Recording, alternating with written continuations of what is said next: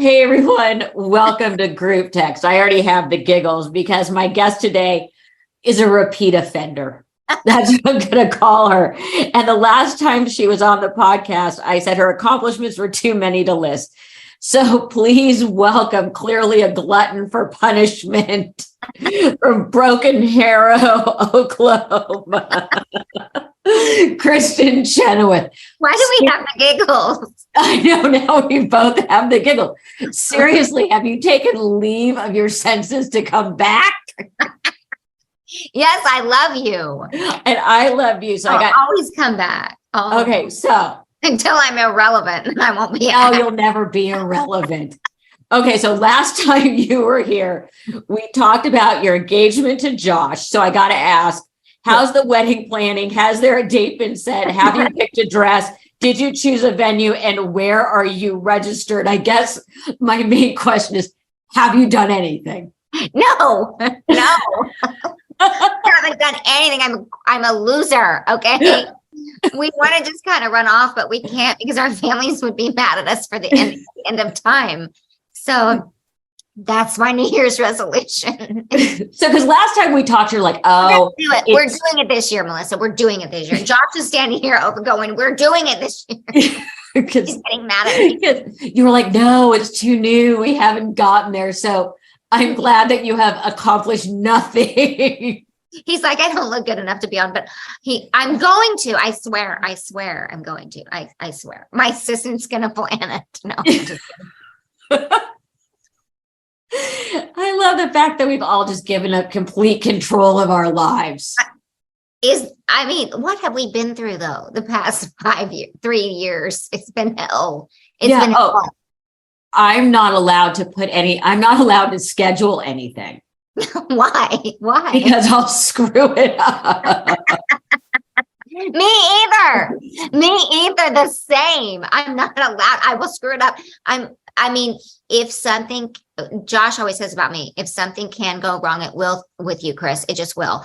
How about, we get our COVID tests for our in-person interviews, and I'm in every system in every world across America and beyond, every studio, every single one. Today I come and the lady's like, you're nowhere. I'm like, I'm there. I swear. I love them. And she's like, no, you're not. And we had to reinvent me. And I don't know what it is with me, but technology and me just don't mix. I'm trying though. I'm now a TikToker. Yes, so am I. I know. We have to be. And it's kind of fun. I actually enjoy it right now, at least scrolling through it more than I'm enjoying scrolling through Instagram. But have you noticed when you like something, you then get flooded? Yes. Like if I get one more freaking makeup tutorial after watching like 2. If I get one more puppies, if I get one more thing of puppies. Also, can I just tell you this? I have to share this with you. I'm obsessed with it. Okay, here we go. I don't know who it is. You can just look it up. It's people going through drive-thrus like McDonald's, which I love, or Burger King, whatever. And they have dog shock collars on, and their passenger, who's usually their idiot friend, hits the thing as they're ordering. Please watch it. Please find it. Do yourself a favor. I don't think one should do it. It could like cause a seizure. I don't know, but it's the funniest thing you've ever seen. Please do it. Okay. Oh, I will. I'm telling you. Okay. We have to talk about your new book. Right. Called, you realize we're going to have the giggles through all of this, but we're going to get this part serious. I can't stop laughing at your angle from before. It's okay. We're going to get you medicated and straighten you out. Okay. I'm no philosopher, but I got thoughts in which you showcase different philosophies for life, many of which, of course, because you're deeply spiritual, come from the Bible. Other than asking people not to wear shock collars, which is a strong philosophy, I got to tell you. I'm going to make my assistant do it. I just got to do it once. You're going to be careful your assistant does it toward to you. I know. I can't possibly do it. I already seem like I'm on a shot collar. I can't possibly have one. Where did the idea for the book come from? Honestly, from my own journaling. I'm a big journaler. I love to read. Obviously, I've read everything you've done, a lot of my friends, and a lot of just I love to read. I love trying to put thoughts together. And I wrote a 2009 memoir, and my lit agent said, when COVID hit, to answer your question, when COVID hit, he said, what do you think about writing? I said, no, that was too hard. I feel like a book report is due constantly. I like to arrive early, be on time, be ahead, and I'm always late. No. And he said, well, what else are you going to do? And he had a point. And I said, let me think on it. And I didn't know what I wanted it to be. I looked at my own journal entries, and I thought, well, I kind of laughed at myself, the things I got my panties in a twist about, the things that made me laugh. I always put quotes in there of people that, like I have a lot of Rumi, Emily Dickinson. Of course, the Bible's quoted in there. There's a part in there. I don't know if you ever heard, or your mom would ever say, you need to have the patience of Job. I figured this would be a joke you or your mom would say, but I wrote it down in my journal. And my mom was always saying that to me about patience and about calming down. And I finally just went back and reread Job a few times, and he bitched his head off. So I saw that in my journal. I was like, by the way, don't have patience of Job. He bitched his head off. You're welcome. So I just wanted it to be a shot of fun for my own thoughts.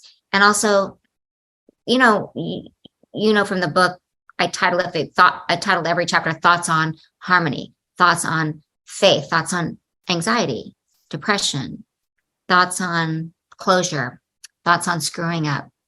And all of it just kind of came from my own journaling. And I hope people can laugh with me, at me, and also go deep with me as I do in some of the stuff. So I'm glad people are responding to that part of it as well.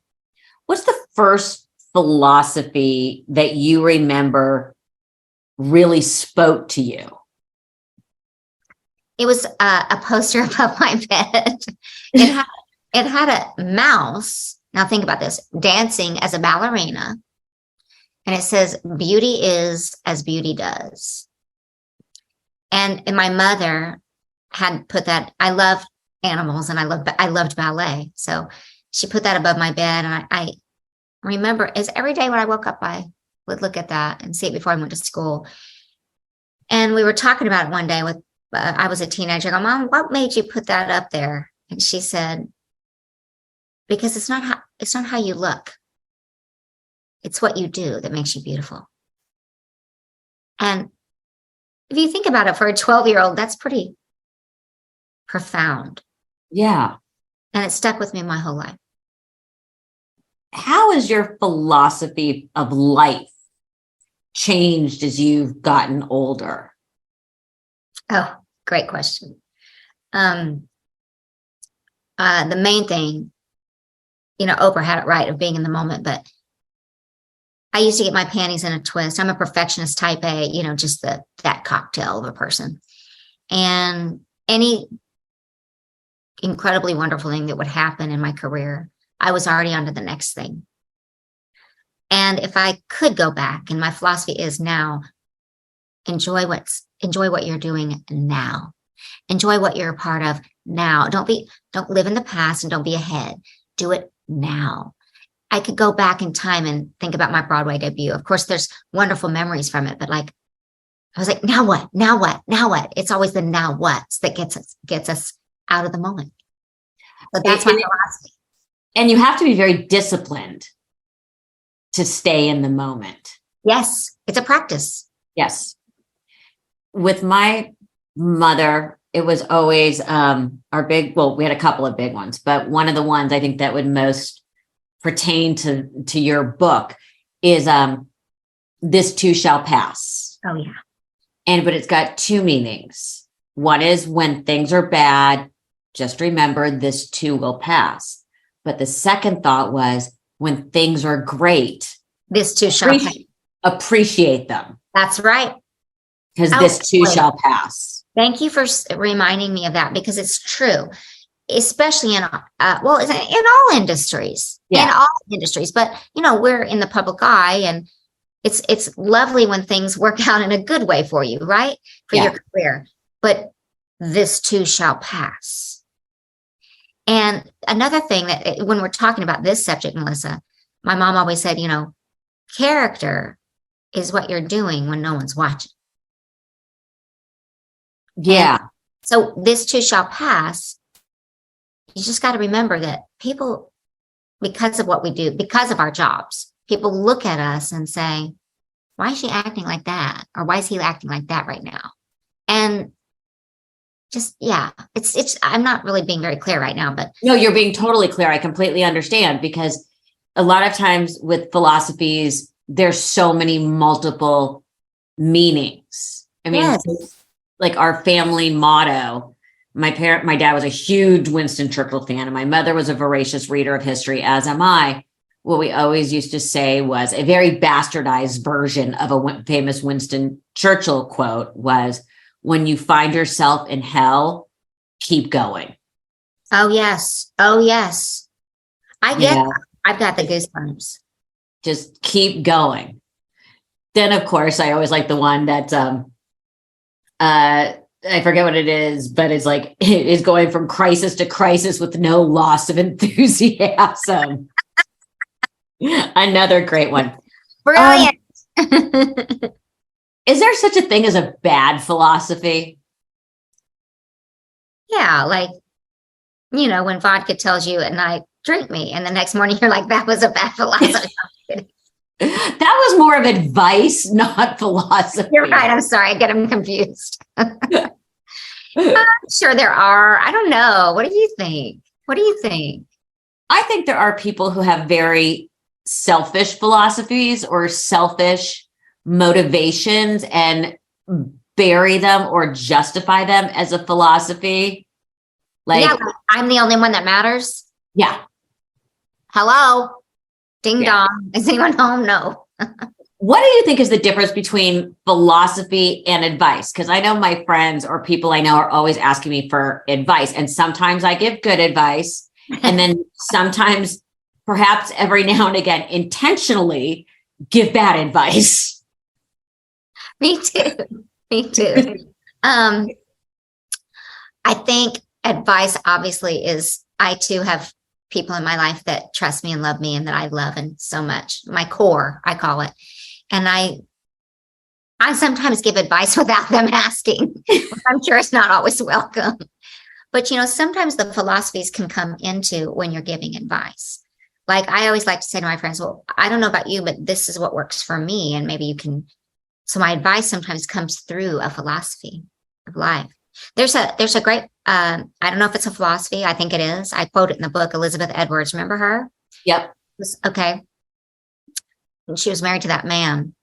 I don't know how else to describe him. And her philosophy was, when the wind did not blow her way, she adjusted her sails. Ooh, that's a good one. Yeah. That's why I put it in the book, because I say that to a lot of my friends.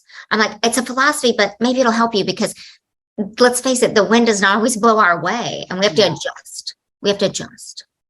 Have you ever accidentally given bad advice and have to go, yes. Wow, that was a mistake? Yes, I told this girl, one of my good girlfriends, oh, definitely date her. Oh, she's amazing. I love her. I just love who she is. I think she's the worst relationship of her life.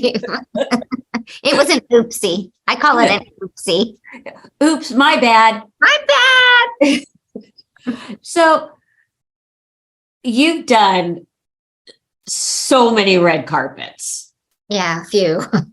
Has your glam squad ever given you, and I'm saying, of course, accidentally, bad advice? Because I don't mean to hurt you, can think of once or twice where maybe your glam wasn't totally on point.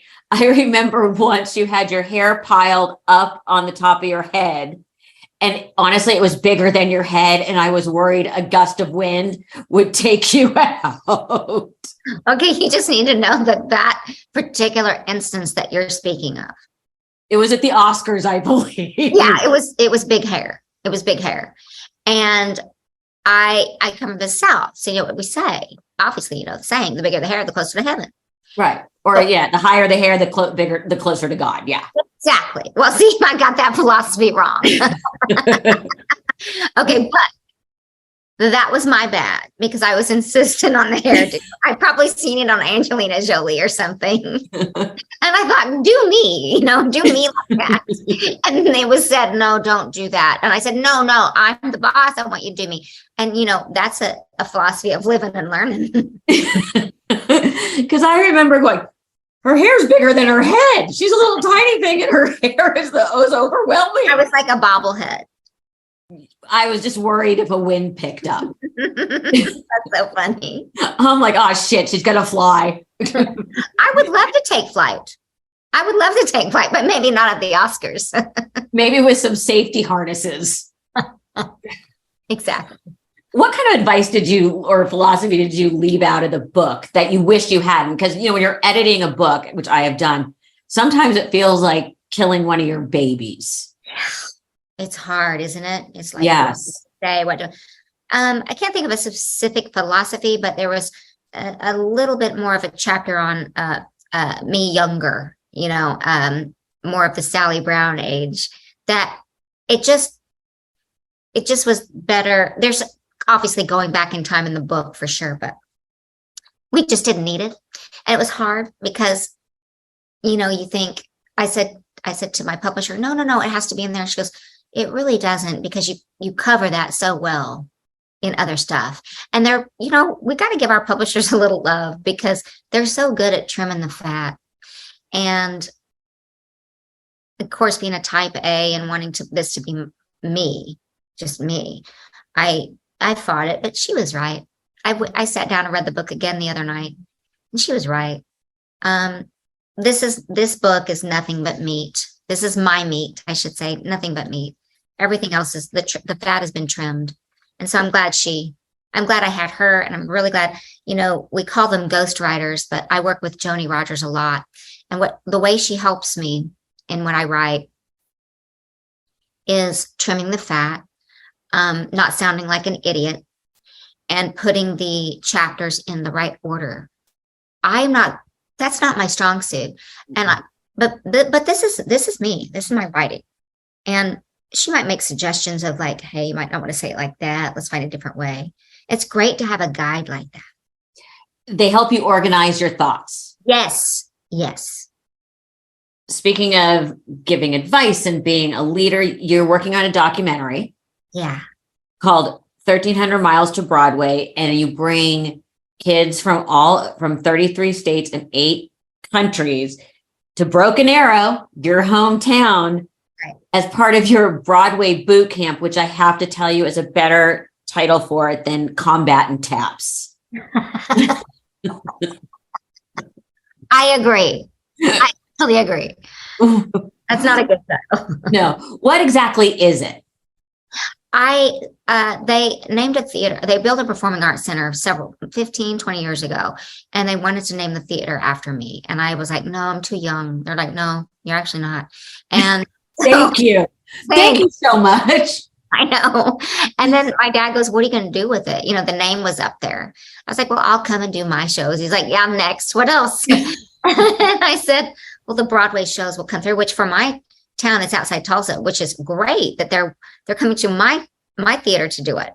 And I'll have my friends and famous people come and do their acts. And it's been amazing. For our Oklahoma and for my town. And he said, what else? I said, well, there's clearly something else you want me to do. What is it? He's like, just think bigger, giving back. How can you do it? So I came up with the idea of having a Broadway boot camp. And so that was 9 years ago. And this past summer, we went and we filmed it. We didn't go anywhere. We did it there. And there were kids from all over the world there. And Melissa, it was so fun. And my longtime friend, Kenny Ortega, who, you know, obviously did so many things, but did Michael Jackson's This Is It. I just couldn't think of a better person to direct it and produce it with me, because he's the guy, and he loves young talent like I do. And we filmed it, we produced it and filmed it, and we're editing it now.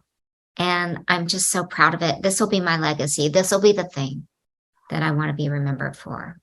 Well, it's so important because there's been so many cuts in arts education in school. So truly, it's yes. a giving back. Yes. Thank you for bringing that up.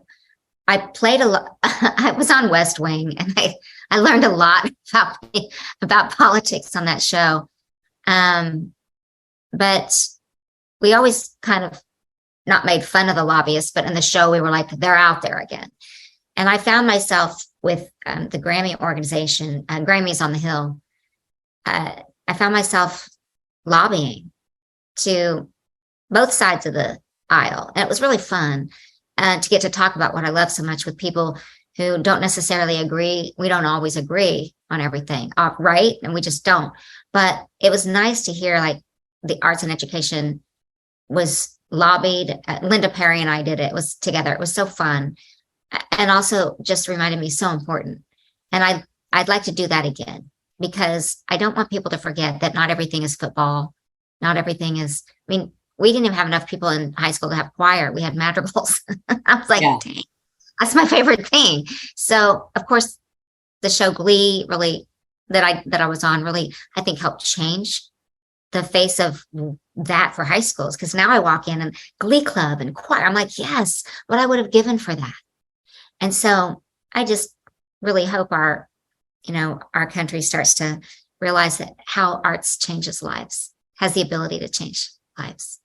You've had, and you bring up West Wing, you've had such a diversified career, and, you can sort of learn how to sing and learn how to dance and hone those crafts. But like my mom always said, you can't teach comedy. No.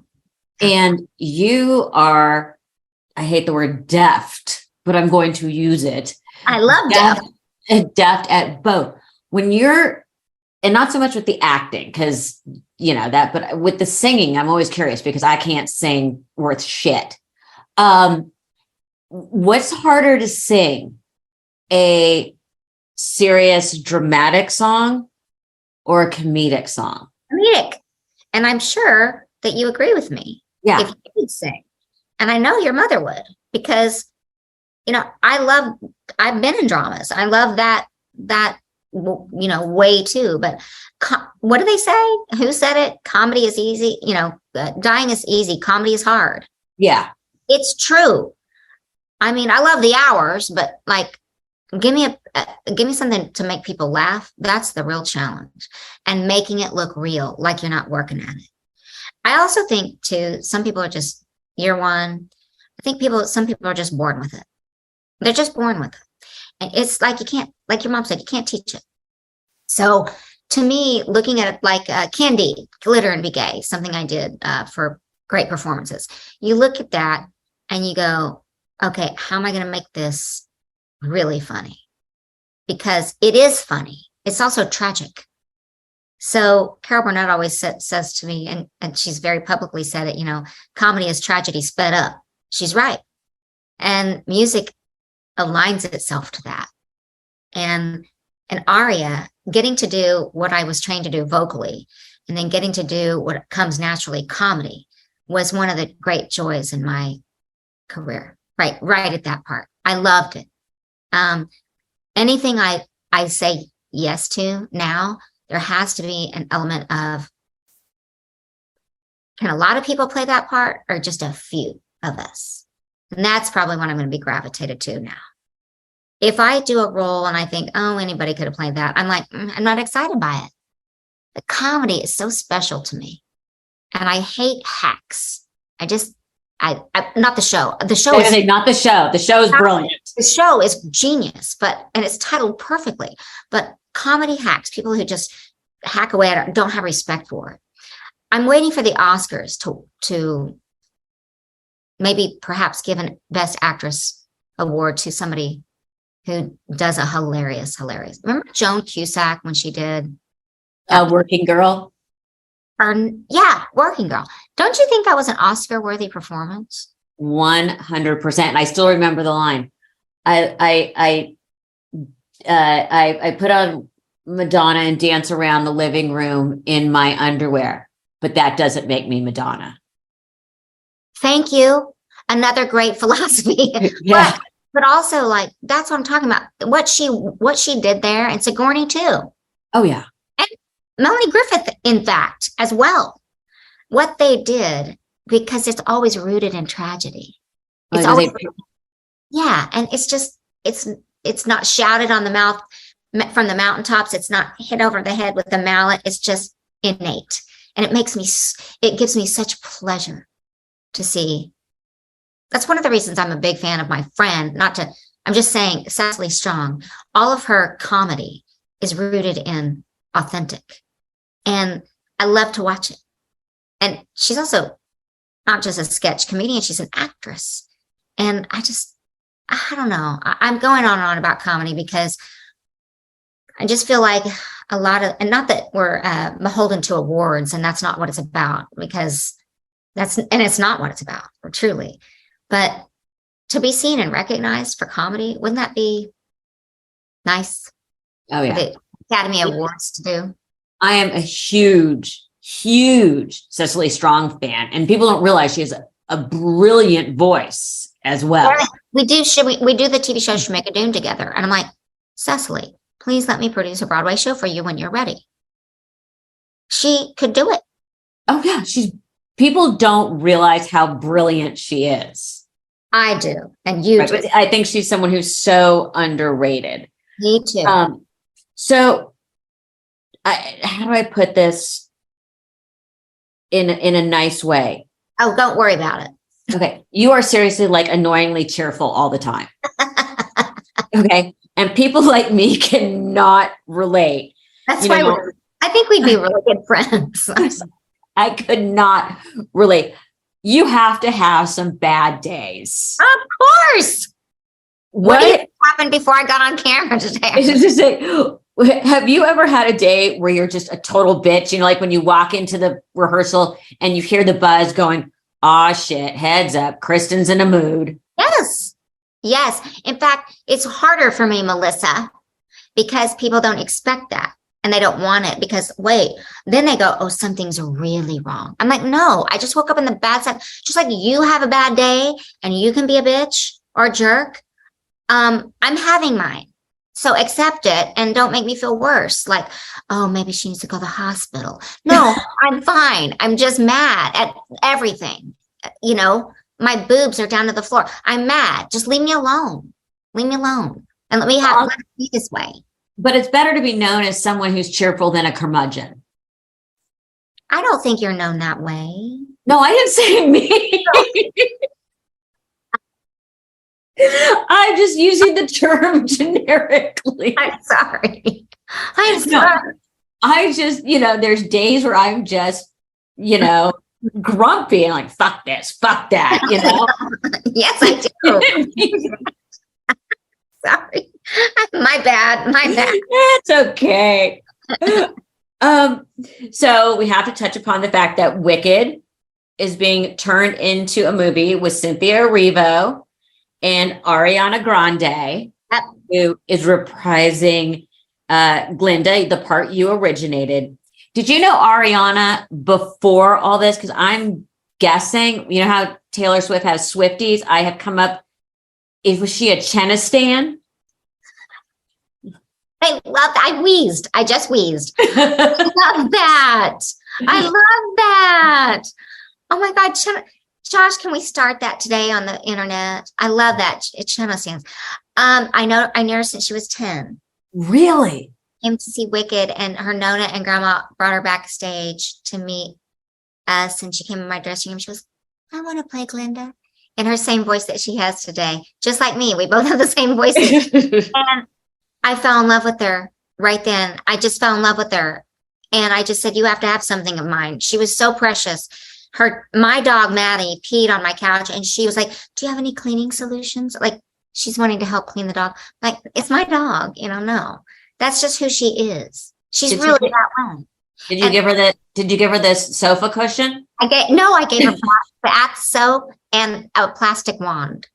Oh, I bet she still has them. She has the wand.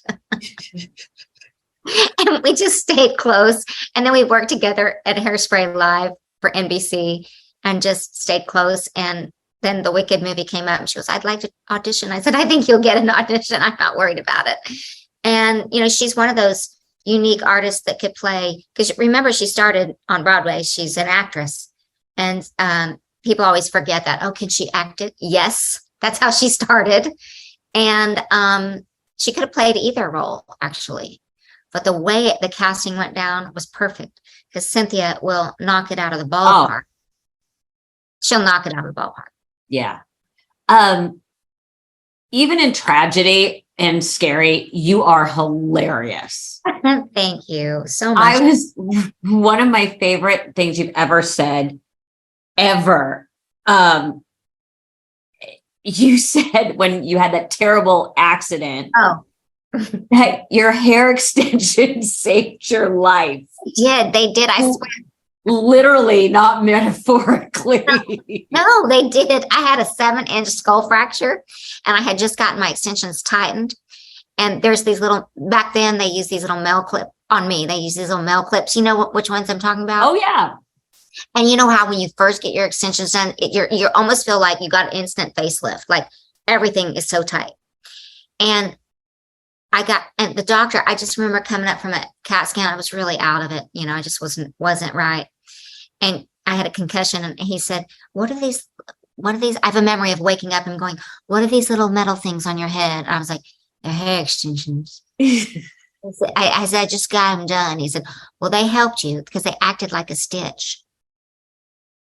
So I didn't bleed so much. I bled a lot, but they were like a little stitch. And he said, I said, are you telling me my hair extensions saved my life? He said, I wouldn't go that far, but yeah, they helped. And I was like, so I got free hair. I've got free hair since then. Because I love that. I think hair extensions helped. I really do. I really do. Recently on what everyone's buzzing about, that on Andy Cohen, you alluded to that going back to Broadway. Now, I consider us friends. Nice. Well, nice. I love the finger. Mm-hmm. We are friends, Melissa. We are. But I'm unable to speak on it because every time I speak on a project that I might do, it doesn't happen. Well, should I be expecting a save the date for the opening? I mean, it's, we'll still be here. Let's hope it's not that far off. Before I let you go, I want to go back to the book, and we're going to play a little game that we made for you called Name That Philosopher. Oh, no, I'm going to suck. No, there's some in here I think you will nail. Okay, tell me. Okay. The unexamined life is not worth living. E.M. Forster. Close. Socrates. I think of them always in the same sentence. I think, therefore I am. You're that discard. I like the philosophies. I'm not necessarily sure who wrote them. Okay. If you liked it, then you should have put a ring on it. Beyonce. There you go. What we are what we repeatedly do. Excellence then is not an act, but a habit. Which one is it? Aristotle. I'm hashtag failing at my own book. No. Be the ball. Oh, who did that? Yeah, that's one of my favorites. Just give me what it's from. Caddyshack. Yes, very good. Thank you. Okay, I know you're going to get this last one. Please let it be my own philosophy. Oh yeah, that's what you think. Why are you telling me no? I can't stand it. Sally Brown. There you go. Kristin, I love you so much. Everyone needs to get the book. I'm no philosopher, but I got thoughts. Thank you for having the courage to come back. I don't know why I laughed through the entire thing today, but Melissa, Thank you, because I think I'm so tired from the whole press week. And we know I'm not complaining. I'm just saying I'm a little loopy because you talk so much about the book and you talk so much about your life that you get silly. And I'm so glad that you and I have this relationship. You are so fun. And I don't ever want to imply that you're curmudgeon. You're actually not. No. And I love you to death. I love you too. Thank you. You're welcome. Thanks for having me.